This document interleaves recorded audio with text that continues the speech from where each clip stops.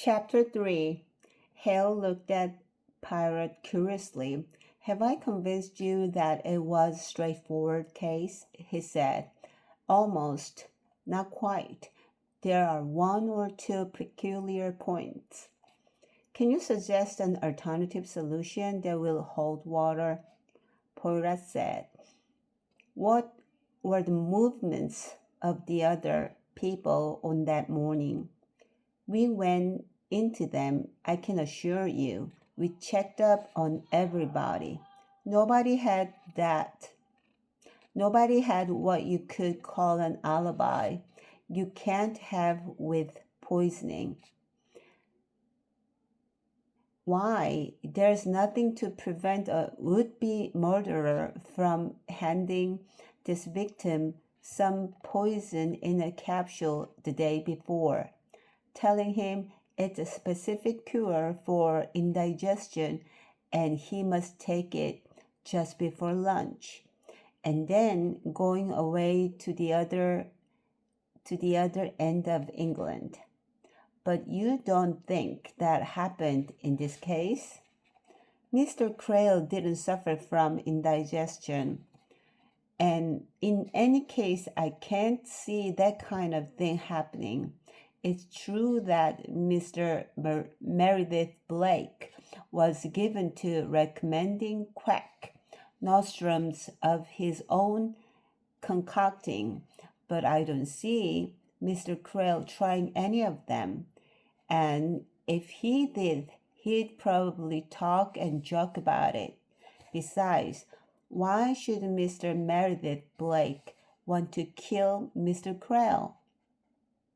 Everything goes to show that he was on very good terms with him. They all were. Mr. Philip Blake was his best friend. Miss Greer was in love with him. Miss Williams disapproved of him, I imagine, very strongly, but moral disapprobation doesn't lead to poisoning. Little Miss Warren scrapped with him a lot. She was at a tiresome age, just up to school, I believe, but he was quite fond of her and she of him. She was treated, with particular tenderness and consideration in that house. You may have heard why. She was badly injured when she was a child, injured by Mrs. Crail in a kind of maniacal fit of rage. That rather shows, doesn't it? That she was a pretty uncontrolled sort of person. To go for a child and maim her for life. It might show, said Poirot, that Angela Warren had good reason to bear a grudge against Caroline Crail. Perhaps, but not against Amyas Crail. And anyway, Mrs. Crail was devoted to her young sister, gave her a home when her parents died, and as I say, treated her with special affection, spoiled her badly, so they say. The girl was obviously very fond of Mrs. Crail.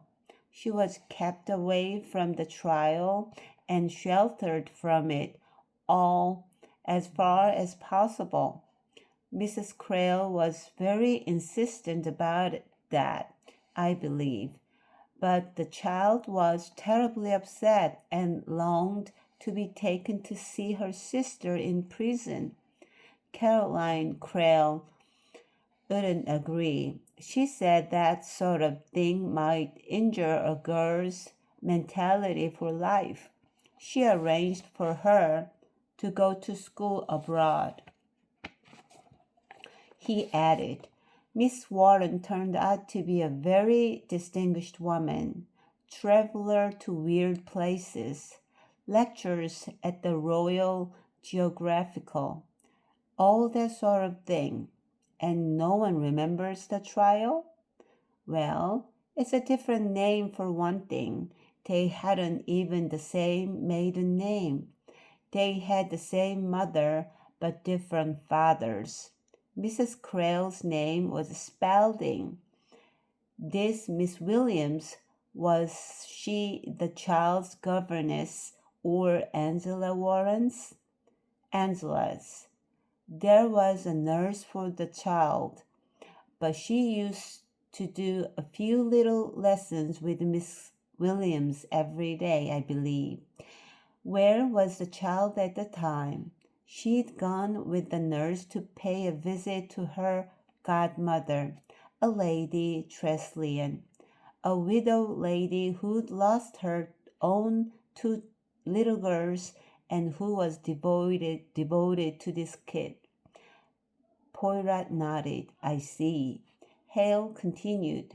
As to the movements of the other people on the day of the murder, I can give them to you. Miss Greer sat on the terrace near the library window after breakfast. There, as I say, she overheard the quarrel between Crale and his wife. After that, she accompanied Crale down to the Battery and sat for him until lunchtime, with a couple of breaks to ease her muscles. Philip Blake was in the house after breakfast and overheard part of the quarrel. After Crale and Miss Greer went off, he read the paper until his brother telephoned him. Thereupon he went down to the shore to meet his brother. They walked together up the path again, past the berry garden. Miss Greer had just gone up to the house to fetch a full pullover, as she felt chilly, and Mrs. Crale was with her husband discussing arrangement for Angela's departure to school. Ah, an amicable interview, said Poirot. Well, no, not amicable. Crale was fairly shouting at her, I understand, annoyed at being bothered with domestic details. I suppose she wanted to get things straightened up if there was going to be a break. Poirot nodded. Hale went on. The two brothers exchanged a few words with Amyas Crale. Then Miss Greer reappeared and took up her position, and Crale picked up his brush again, obviously wanting to get rid of them. They took the hint and went up to the house. It was when they were at the Battery, by the way, that Amyas Crale complained that all the beer down there was hot, and his wife promised to send him down some iced beer. Aha! Exactly, aha! Sweet as sugar she was about it. They went up to the house and sat on the terrace outside. Mrs. Crale and Angela Warren brought them beer out there. Later, Angela Warren went down to bathe, and Philip Blake went with her. Meredith Blake went down to a clearing with a seat just before the berry garden. He could just see Miss Greer as she posed on the battlements, and could hear her voice and Crale's as they talked. He sat there and thought over the conning business. He was still very worried about it and didn't know quite what to do. Elsa Greer saw him and waved her hand to him. When the bell went for lunch, he came down to the Battery, and Elsa Greer and he went back to the house together. He noticed then that Crale was looking, as he put it, very queer, but he didn't really think anything of it at the time.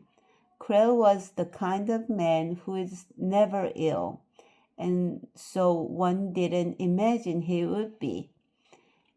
On the other hand, he did have moods of fury and despondency, according as to whether his painting was not going as he liked it. On those occasions, one left him alone and said as little as possible to him. That's what these two did on this occasion. As to the others, the servants were busy with the housework and cooking lunch. Miss Williams was in the schoolroom part of the morning correcting some exercise books. Afterward, she took some household mending to the terrace. Angela Warren spent most of the morning wandering about the garden, climbing trees and eating things. You know what a girl of 15 is: plums, sour apples, hard pears, and so on. After that, she came back to the house and, as I say, went down with Philip Blake to the beach and had a swim before lunch. Superintendent Hale paused. Now, then, he said belligerently, do you find anything phony about that? Nothing at all, Poirot said. Well, then, the two words expressed volumes. But all the same, said Hercule Poirot, I am going to satisfy myself. What are you going to do? I am going to visit these 5 people, and from each one I am going to get his or her own story. Superintendent Hale sighed with a deep melancholy.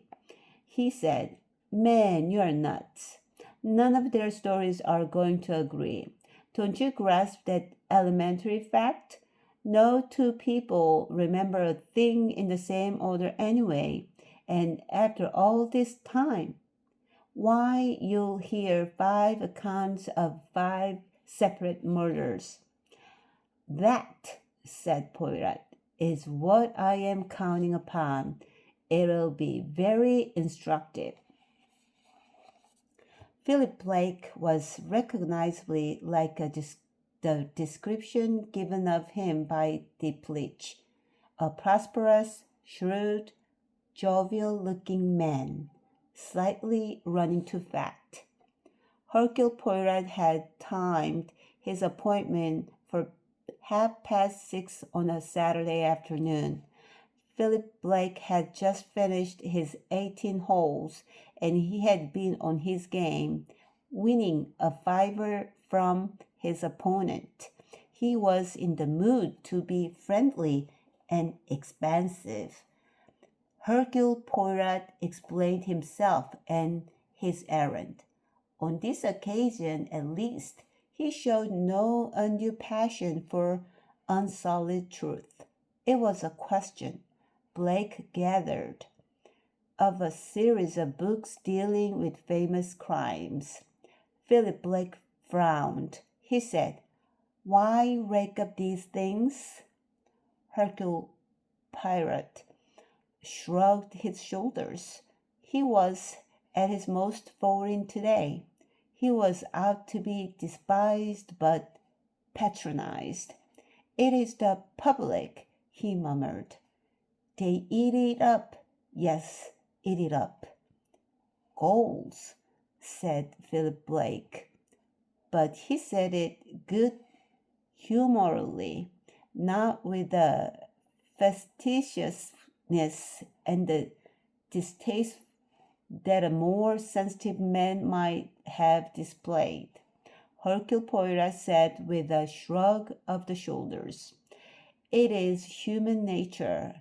You and I, Mr. Blake, who know the world, have no illusions about our fellow human beings.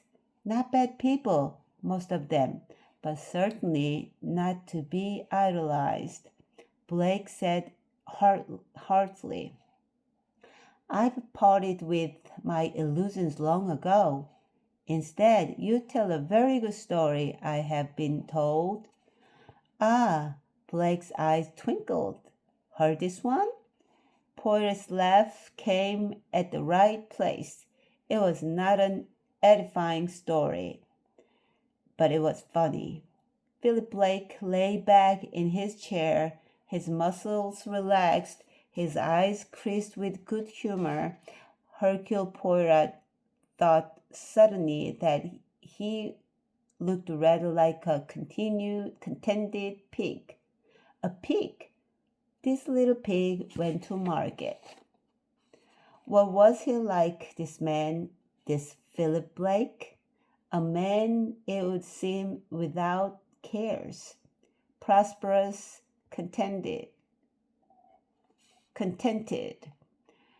no remorseful thoughts, no uneasy twinges of conscience from the past, no haunting memories here. No, a well-fed pig who had gone to market and fetched the full market price. But once, perhaps, there had been more to Philip Blake. He must have been, when young, a handsome man, eyes always a shade too small, a fraction too near together, perhaps, but otherwise a well-made, well-set-up young man. How old was he now? At a guess, between 50 and 60.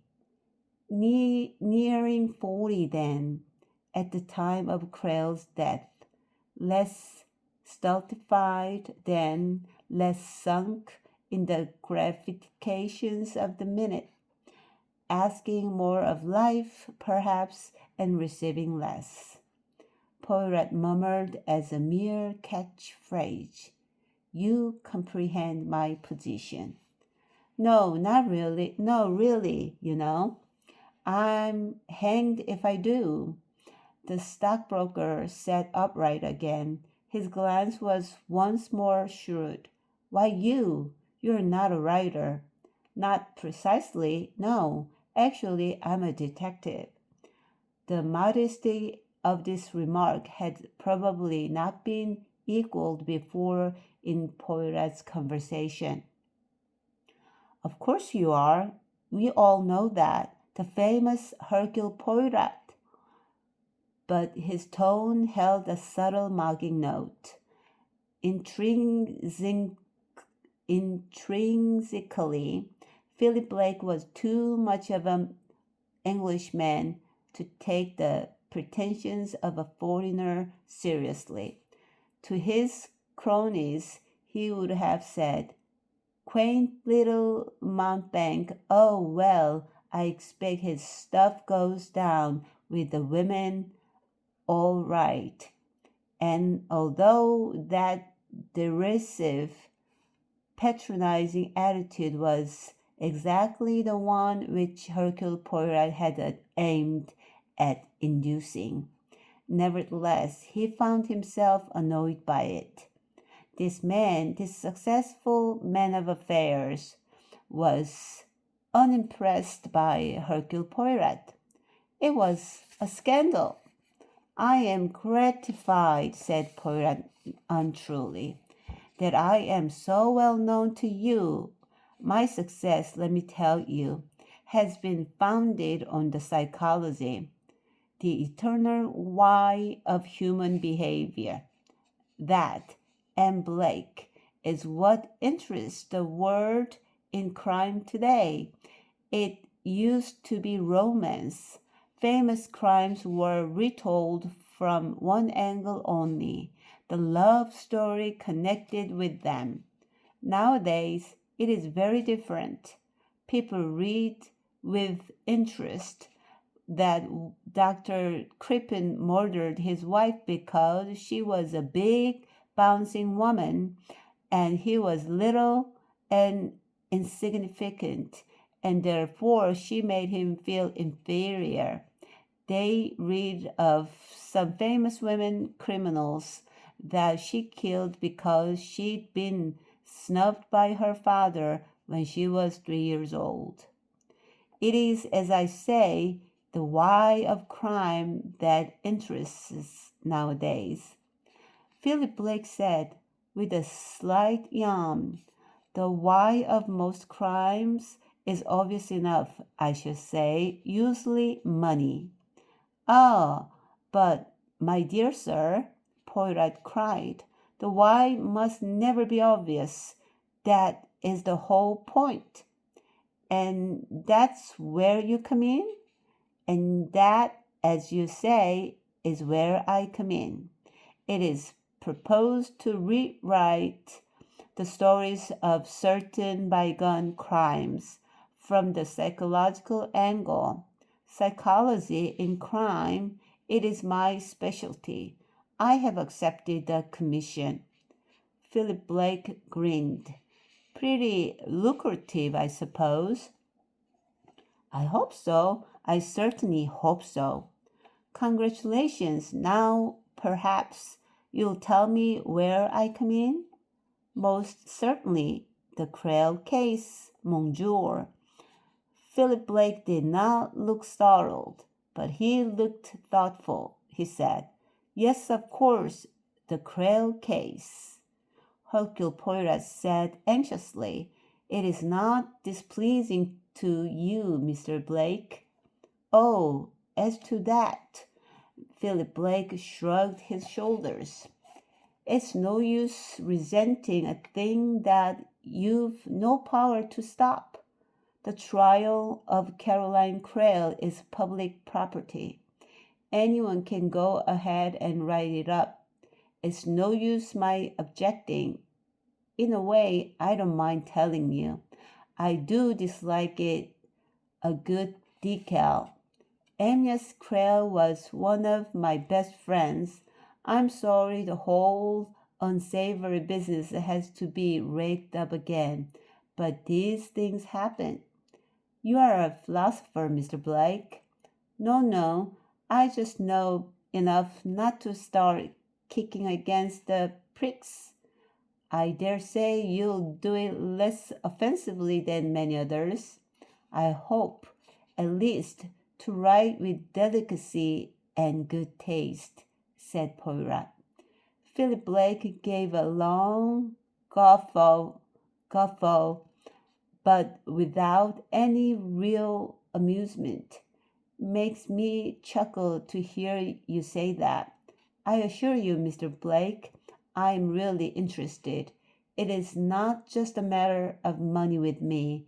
I genuinely want to recreate the past, to feel and see the events that took place, to see behind the obvious, and to visualize the thoughts and feelings of the actors in the drama.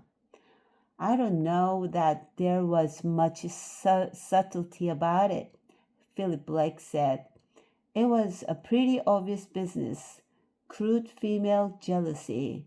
That was all there was to it.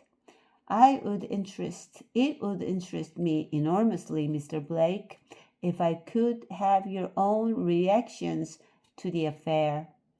Philip Blake said with a sudden heat, his face deepening in color. Reactions, don't speak so pedantically. I didn't just stand there and react. You don't seem to understand that, my friend. My friend, I tell you, had been killed, poisoned, and that if I'd acted quicker, I could have saved him. How do you make that out, Mr. Blake? Like this. I take it that you've already read up the facts of the case? Poirot nodded. Very well. Now, on that morning, my brother Meredith called me up. He was in a pretty good stew. One of his hell brews was missing, and it was a fairly deadly hell brew. What did I do? I told him to come along and we'd talk it over. Decide what was best to be done. Decide what was best. It beats me now how I could have been such a hesitating fool. I ought to have realized that there was no time to lose. I ought to have gone to Amyas straight away and warned him. I ought to have said, Caroline's pinched one of Meredith's patent poisons, and You and Elsa had better look out for yourselves. Blake got up. He strode up and down in his excitement. Do you suppose I haven't gone over it in my mind again and again? I knew I had the chance to save him, and I dallied about, waiting for Meredith. Why hadn't I the sense to realize that Caroline wasn't going to have any qualms or hesitancies? She'd taken that stuff to use, and she'd used it at the very first opportunity. She wouldn't wait till Meredith discovered his loss. I knew, of course, I knew that Agnes was in deadly danger, and I did nothing. I think you reproach yourself unduly, Monsieur. You had not much time. The other interrupted him. Time? I had plenty of time. Any amount of courses were open to me. I could have gone to Agnes, as I say, but there was the chance, of course, that he wouldn't believe me. Agnes wasn't the sort of man who'd believe easily in his own danger. He'd have scoffed at the notion, and he never thoroughly understood the sort of devil Caroline was. But I could have gone to her. I could have said, I know what you're up to. I know what you're planning to do. But if Agnes or Elsa dies of cunning poisoning, you'll be hanged by your neck. That would have stopped her. Or I might have rung up the police. Oh, there were things that could have been done, and instead I let myself be influenced by Marriott's slow, cautious methods. We must be sure, talk it over, make quite certain who could have taken it. Old fool never made a quick decision in his life. A good thing for him, he was the eldest son and has an estate to live on. If he'd ever tried to make money, he'd have lost every penny he had. You had no doubt yourself who had taken the poison? Poirot asked. Of course not. I knew at once it must be Caroline, you see. I knew Caroline very well. That is interesting, Poirot said. I want to know, Mr. Blake, what kind of woman Caroline Crale was. Philip Blake said sharply, she wasn't the injured that innocent people thought she was at the time of the trial. What was she then? Blake sat down again. He said seriously, would you really like to know? I would like to know very much indeed. Caroline was a rotter. She was a rotter through and through. Mind you, she had charm.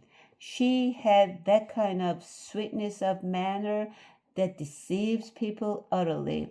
She had a frail, helpless look about her that appealed to people's chivalry. Sometimes when I've read a bit of history, I think Mary Queen of Scots must have been a bit like her, always sweet and unfortunate and magnetic, and acutely a cold, calculating woman, a scheming woman who planning the murder of Darnley and got away with it. Caroline was like that, a cold, calculating planner, and she had a wicked temper.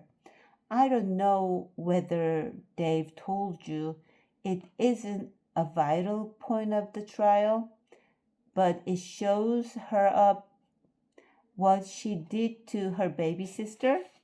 She was jealous, you know. Her mother had married again, and all the notice and affection went to little Angela. Caroline couldn't stand that. She tried to kill the baby, smash its head in. Luckily, the blow wasn't fatal, but it was pretty ghastly thing to do. Yes, indeed. Well, that was the real Caroline. She had to be first. That was the thing she simply could not stand, not being first. And there was a cold, egotistical devil in her that was capable of being stirred to murderous lengths. He paused. You'll say that I'm bitter, that I'm unduly prejudiced against Caroline. She had charm. I felt it. But I always knew the real woman behind. And that woman, and Poirat, was evil. She was cruel and malignant and a grabber. And yet it has been told me that Mrs. Crale put up with many hard things in her married life.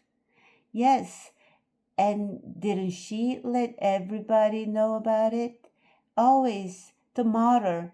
Poor old Amyas. His married life was one long hell, or rather it would have been if it hadn't been for his exceptional quality. His art, you see, he always had that. It was an escape. When he was painting, he didn't care. He shook up Caroline and her nagging and all the ceaseless rows and quarrels. They were endless, you know. Not a week passed without a thundering row over one thing or another. She enjoyed it. Having rows stimulated her, I believe. It was an outlet. She could say all the hard, bitter, stinging things she wanted to say. She'd positively purr after one of those set twos, go off looking as sleek and well-fed as a cat.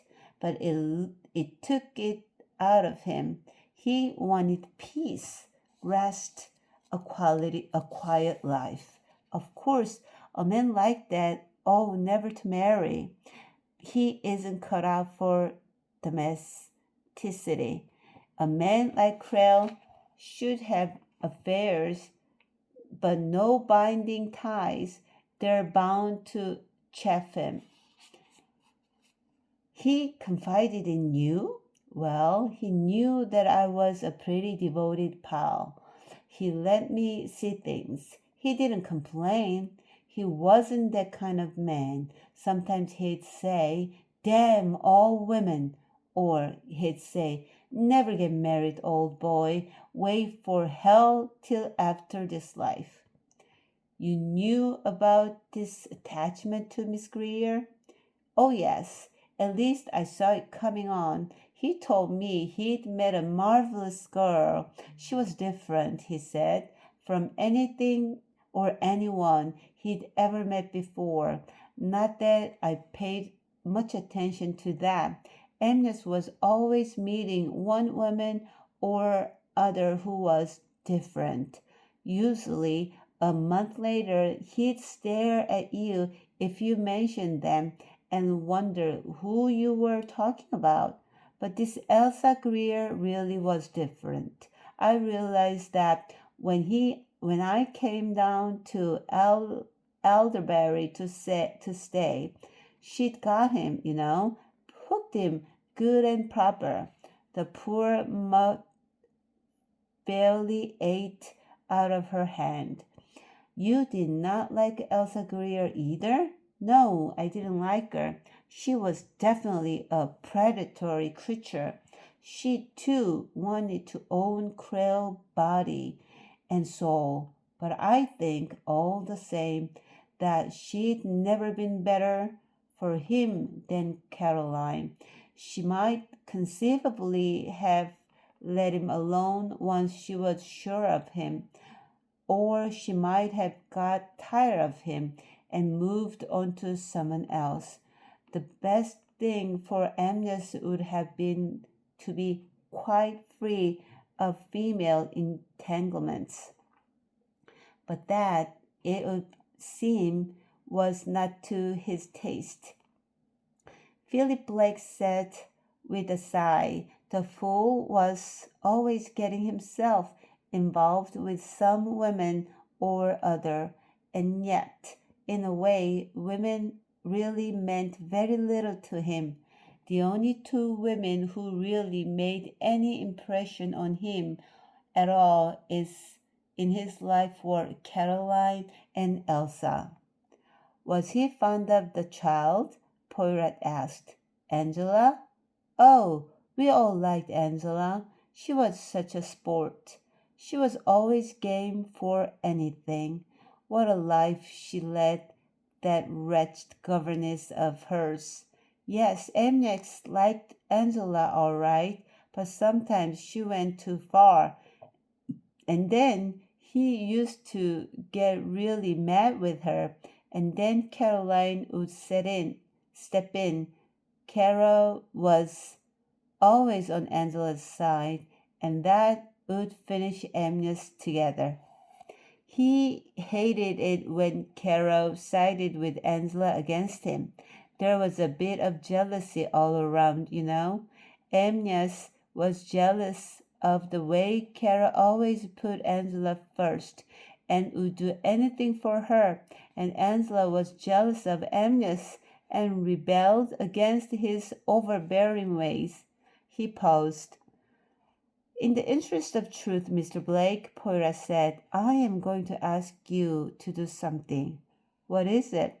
I am going to beg that you will write me out an exact account of what happened on those days at Elderberry. That is to say, I am going to ask you to write me out a full account of the murder and its attendant circumstances. But my dear fellow, after all this time, I should be hopelessly inaccurate.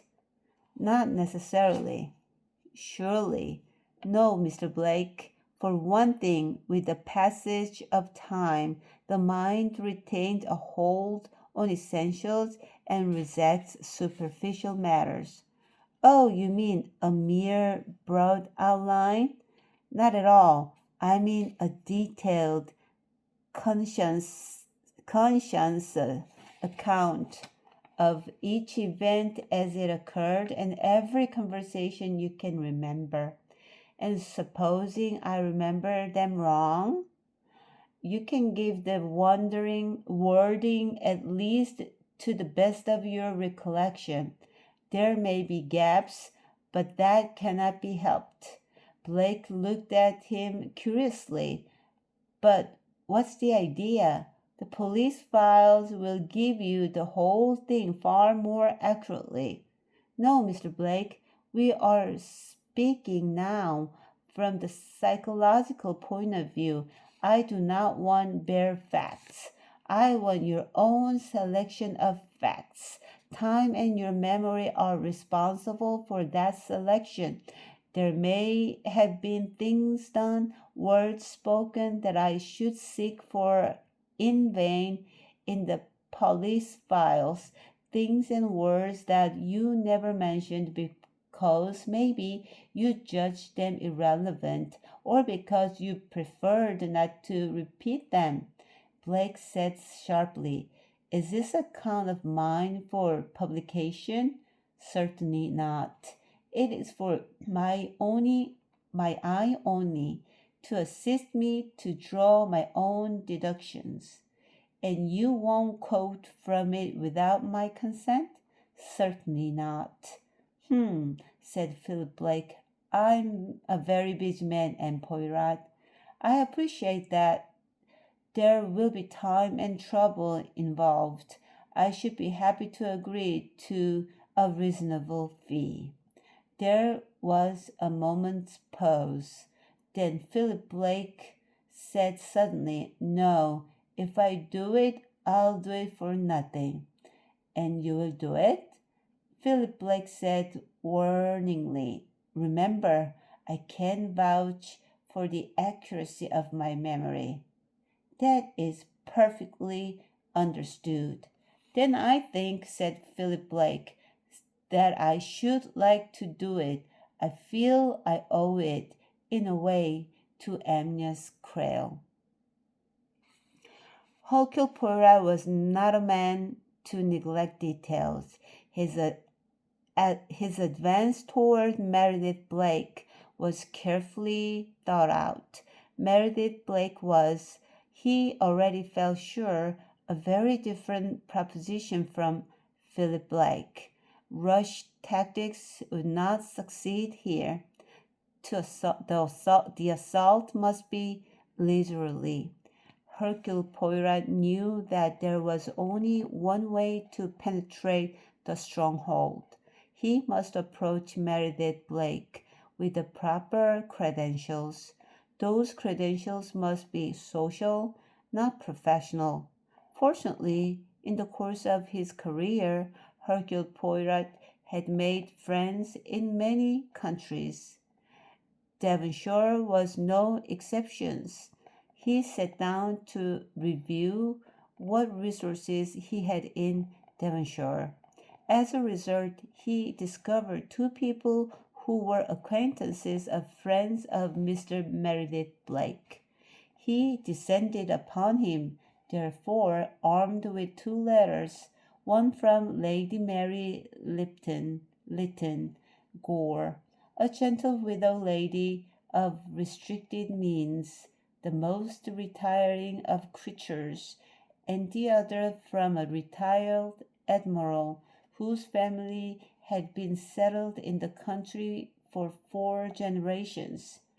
Meredith Blake received Poirot in a state of some perplexity. As he had often felt lately, things were not what they used to be. Dash it all, private detectives used to be private detectives. Fellows you got to guard wedding presents at country receptions. Fellows you went to, rather shamefacedly, when there was some dirty business afoot and you had to get the hang of it. But here was Lady Mary Lytton Gore writing, Hercule Poirot is a very old man and valued friend of mine. Very old and valued friend of mine. Please do all you can to help him, won't you? And Mary Lytton Gore wasn't. No, decisively, she wasn't the sort of woman you associate with private detectives and all that they stand for. And Admiral Cronshaw wrote, very good chap, absolutely sound, grateful if you will do what you can for him. Most entertaining fellow, can tell you lots of good stories. And now here was the man himself. Really a most impossible person, the wrong clothes, button boots, an incredible mustache. Not his, Meredith Blake's kind of fellow at all. Didn't look as though he'd ever hunted or shot, or even played a decent game. A foreigner.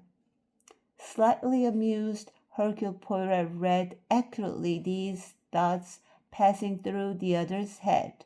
He had felt his own interest rising considerably as the train brought him into the West Country. He would see now, with his own eyes, the actual place where these long past events happened.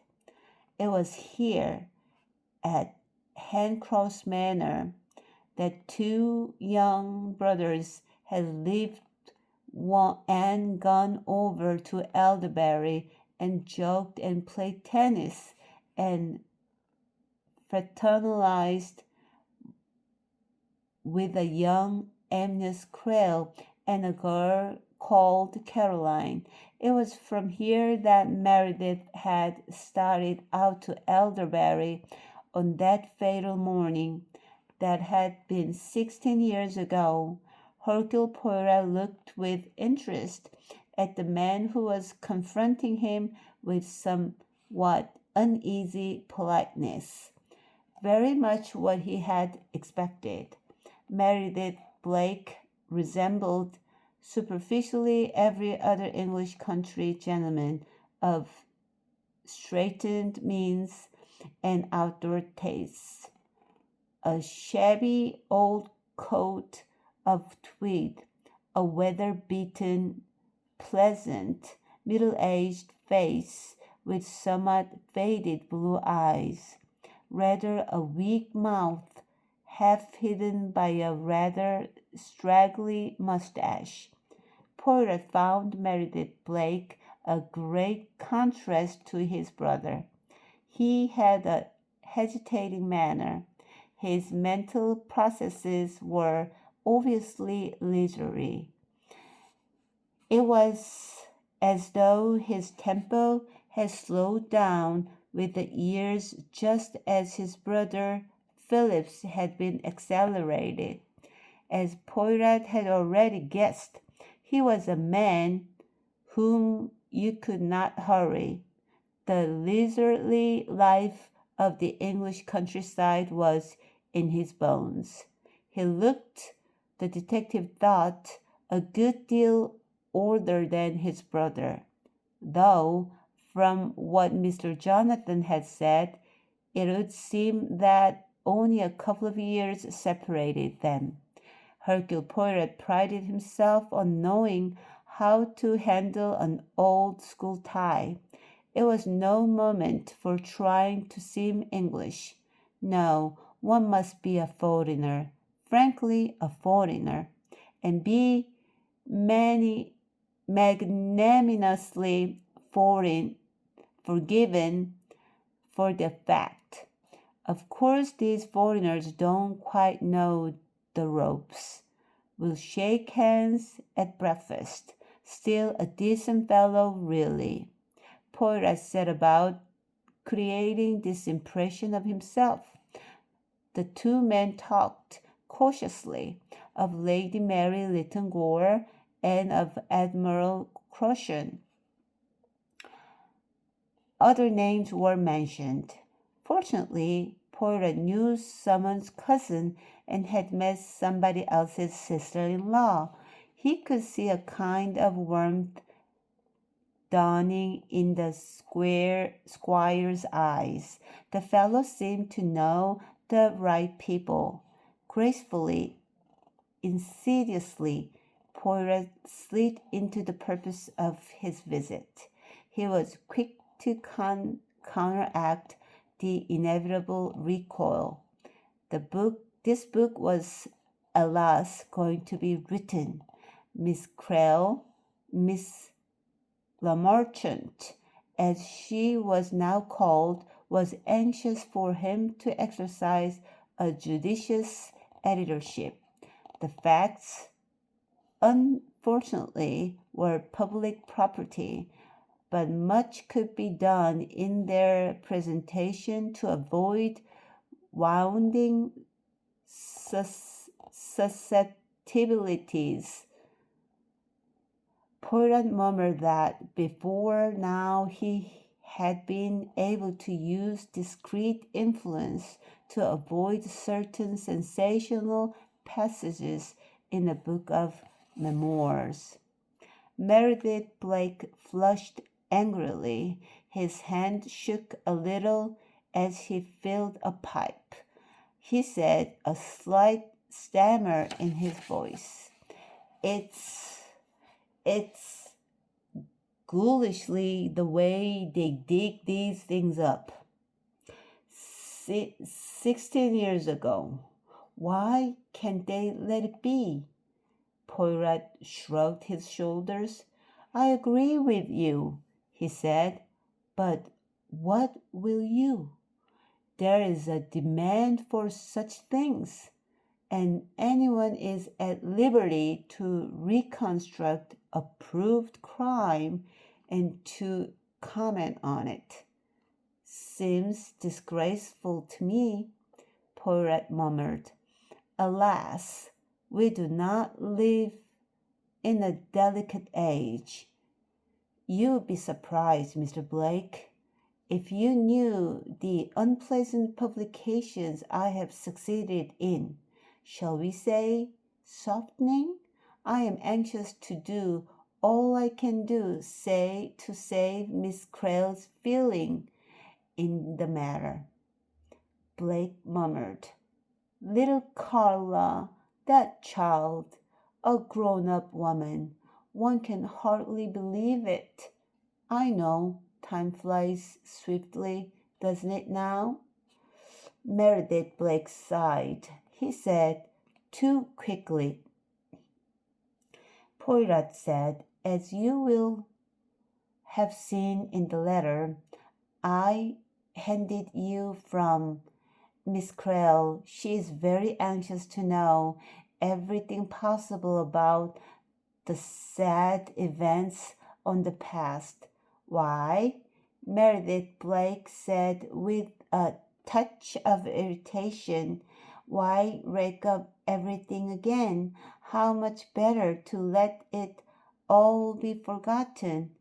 You say that, Mr. Blake, because you know all the past too well. Miss Crale, remember, knows nothing. That is to say, she knows only the story as she has learned it from the official accounts. Meredith Blake winced. He said, yes, I forgot. Poor child. What a detestable position for her. The shock of learning the truth.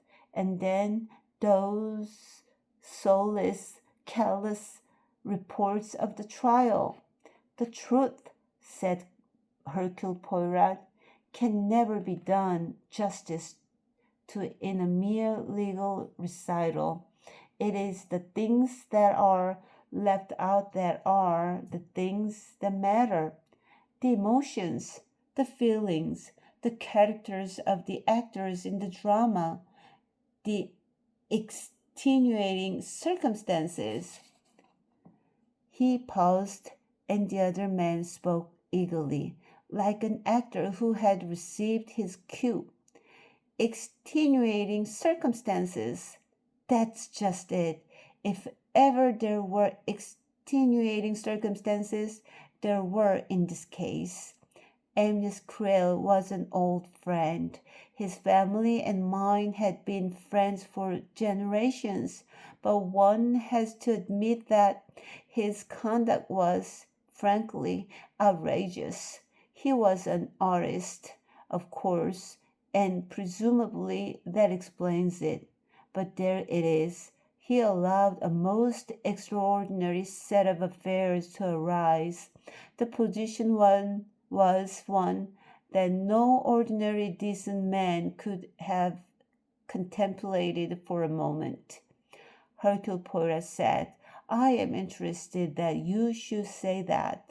It had puzzled me, that situation.